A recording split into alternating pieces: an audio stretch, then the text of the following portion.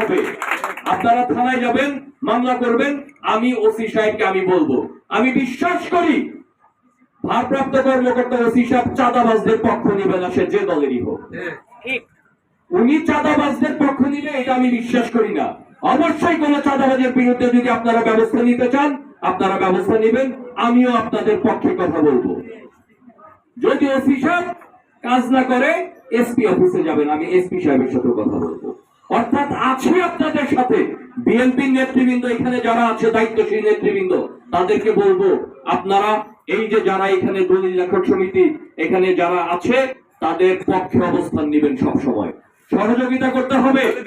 কারণ আমাদের কাজ সকল শ্রেণী পেশার মানুষকে সহযোগিতা দেওয়া, সাধারণ মানুষের মন জয় করা। কারণ আমরা তো ভাই রাষ্ট্র পরিচালনায় আসতে চাই। আমরা যদি রাষ্ট্র পরিচালনায় আসতেই চাই তাহলে আমাদের মানুষের ভোট লাগবে। মানুষের ভোট লাগলে মানুষের মন জয় করতে হবে। শেখ হাসিনার মতো নির্বাচন বাংলাদেশে আর হবে না, হতেও দেওয়া হবে না। বাংলাদেশে নির্বাচন হবে নিরপেক্ষ নির্বাচন। আমরা সবসময় জনগণের পক্ষে। দেখেন আজকে আমরা এই যে আন্দোলন সংগ্রাম করেছি, আমরা দ্রব্যমূল্য বৃদ্ধির প্রতিবাদে আমরা 22 সালের আগস্ট থেকে সারা বাংলাদেশে সংগ্রাম করেছি, কর্মসূচি করেছি। আমাদের 27 জন নেতা কর্মীকে গুলি করে হত্যা করেছিল শেখ হাসিনা, তারপর আমরা করেছি। এটা জনগণের সংগ্রাম, দ্রব্যমূল্য বৃদ্ধির প্রতিবাদ। আমরা জনগণের জন্য কাজ করি, আমরা করে গেছি, আমরা করে যাব। কারণ আমরা জনগণের সাথে থাকতে চাই। আমরা চাই জনগণ আমাদের সাথে থাকুক। বিএনপি কিন্তু জনগণের পক্ষে। আমাদের নেতা, আমাদের ভারপ্রাপ্ত চেয়ারম্যান জনাব তারেক রহমান কিন্তু জনগণের পক্ষে অবস্থান নিয়েছেন। দলের নাম ভাঙিয়ে যদি কেউ চাঁদাবাজি করতে চায় তাদের পক্ষে অবস্থান নেন নাই, অবস্থান নিয়েছেন জনগণের পক্ষে, পরিষ্কার বক্তব্য দিয়েছেন।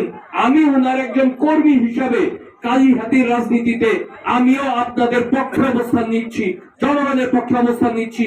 কেউ যদি আমার নাম বলেও যদি চাঁদাবাজি করতে আসে তাহলে বাইন্দা রেখে বলবেন যে টিটু ভাই আপনার এই লোকটার আমরা বাইন্দা রাখছি।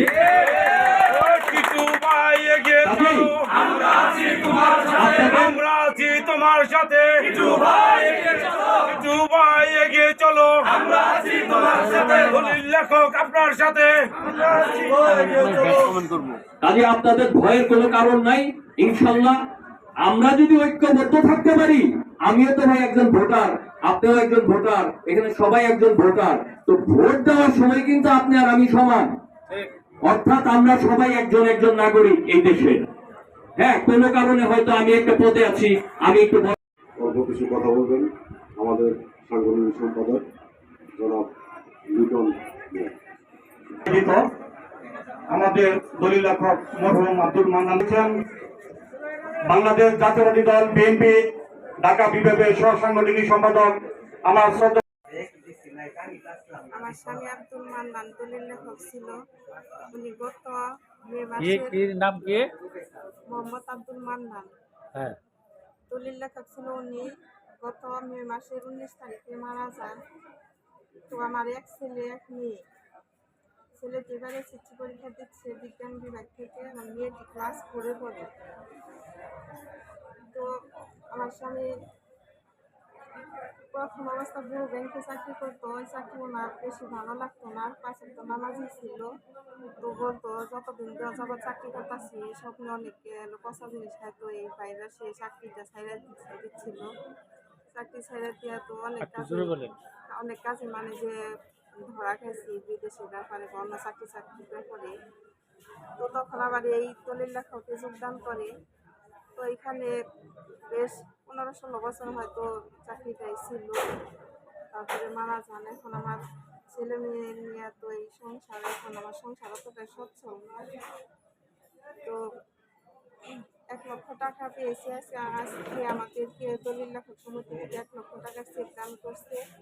এই টাকাটা পেয়ে আমি অত্যন্ত আনন্দিত যে ছেলে মেয়ের পড়াশোনার খরচা আমি কিছুটা হলেও চালাতে পারবো। তারপরে হয়তো যদি রেজাল্ট বের হয় পড়াশোনার পাশাপাশি এইখানে ছেলের জন্য আবদার রেখেছি যে ছেলের জন্য এই চাকরিটা হয়, তার পাশাপাশি তো সকল দলিল লেখকের সাহায্য সহযোগিতা ওনার বাবা যে কাজটি করতো সকল দলিল লেখকের কাছে আমার এইটাই আবদার, সবাই যেন আমার ছেলের জন্য এই আবদারটুকু রাখে। এই বলে আমার বক্তব্য শেষ করছি। আসসালামু আলাইকুম। কথা মনে পড়ে, কান্না আসে, কেদো না। এই নিয়তির লেখা, এই কিছু বলো, এভাবেই চলবে। মনে পড়ে তোমার আব্বু? তোমার আব্বা তোমাকে খুব আদর করতো। তোমার কয় ভাই কয় বোন? তুমি কোন ক্লাসে পড়ো? কেজি 4। কি নাম বললে? তোমার ভাইয়ের নাম কি?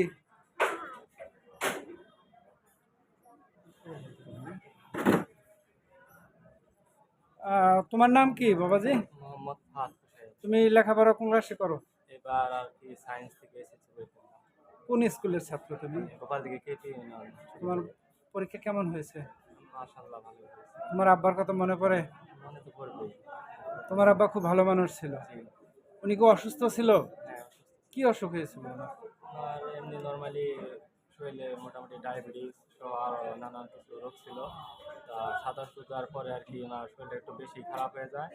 আর আপনার এই ছোট ঈদের কিছুদিন পর থেকে শরীরটা মানে একদমই মনে করেন যে কি বলবো, মানে অসুস্থতার ঠেলায় মানে সে দাঁড়াইতেও পারতো না। আমি এইখানে নিয়ে আসতাম, নিয়ে এসে একটু দলিল টলিল হইতো, আমি সাথে করে নিয়ে আসতাম, যা হইতোই, না হলে বাড়িতেই সারাদিন শুয়ে থাকতো। বাড়িতে ডাক্তার আনতাম, তারাই দেখতো, কাজ হলো না। পরে আর কি সদরে নিয়ে ভর্তি করা হয়েছিল, কিন্তু আল্লাহ আর কি আমাদের সাথে থাকতে দিলেন না, তিনি তার কাছে নিয়ে নিলেন। জি।